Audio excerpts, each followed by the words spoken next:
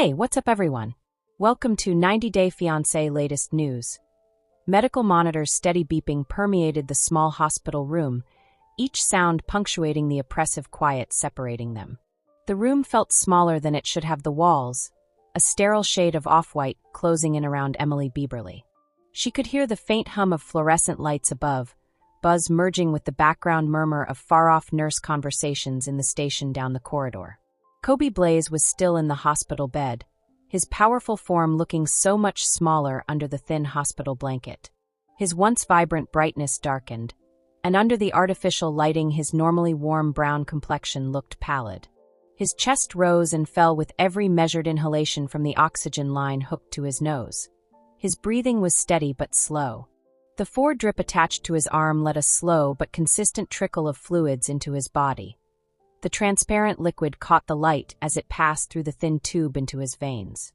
Emily sat next him, immobile, her hands securely around his much bigger one.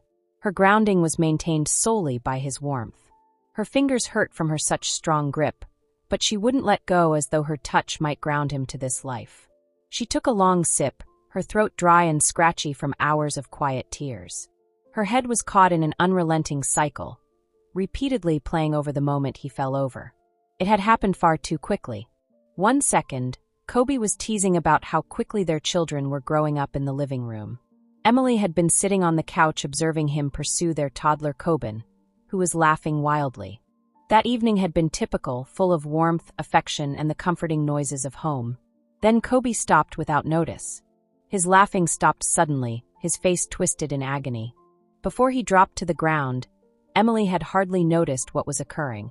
She still could hear his body slamming on the hardwood, a dull, terrible thud that struck shock across her whole body.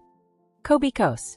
She had hurried to see him and dropped on her knees, hands shaking as she caressed his face. His respiration raspy and irregular, his eyes had been open but unfocused.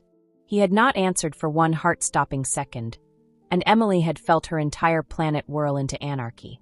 Her voice breaking, she had begged, "Kobe, baby, talk to me." She recalled screaming his name, her hands clutching his shoulders, thrashing him frantically as panic seized her chest. But his body slack, he had stayed still. The children had started to cry. Kobe was sobbing from the uncertainty, while Scarlett, their newborn daughter, was wriggling in her cradle. Emily's brain caught in a fog of panic and disbelief. She had hardly been able to think. Her mother Lisa had hurried from the kitchen carrying a phone. Her voice sharp but under control as she said, "I'm calling 911. Emily pleaded, "Please, please stay with me," holding Kobe's face in her hands and tears flowing across his skin. Though to Emily it had felt like an eternity, the ambulance had come in minutes. Quickly checking Kobe's vitals and placing him onto a stretcher, the paramedics had refused to leave his side, so climbing into the ambulance with him. She had held his hand, murmuring comfort even as her own heart hammered in horror during the whole trip to the hospital. And right now here they were. Emily pushed herself back to the present by hard blinking. Her hold on Kobe's hand tightened as she examined his face in quest of any discomfort.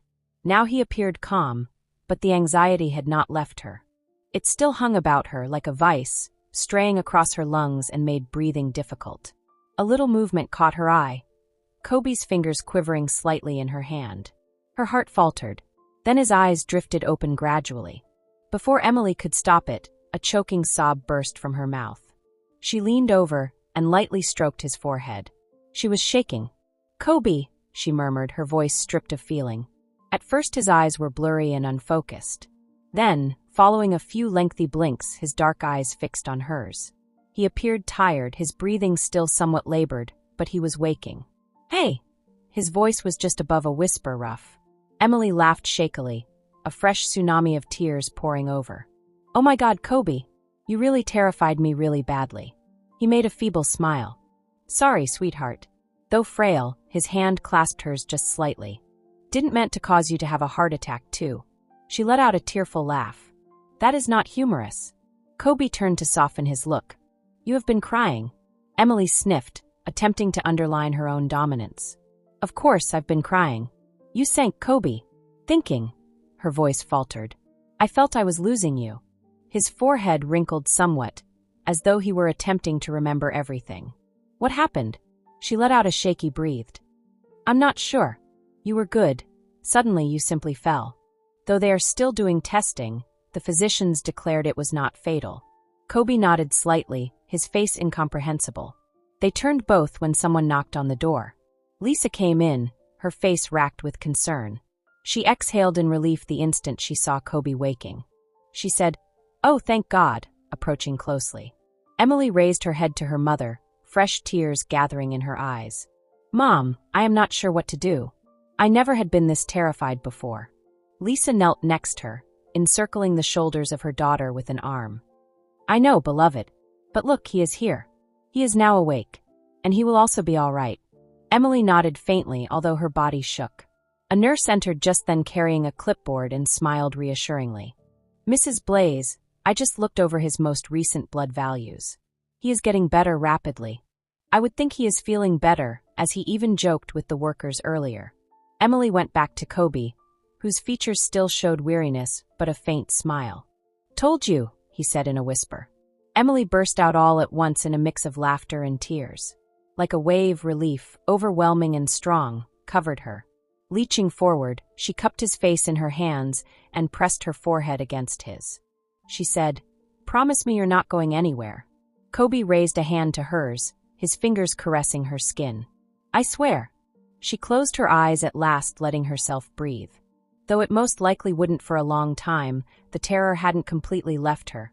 Just now, at this moment, she clung to the only thing that counted. Kobe was in front of us. He was living, and that would have been sufficient.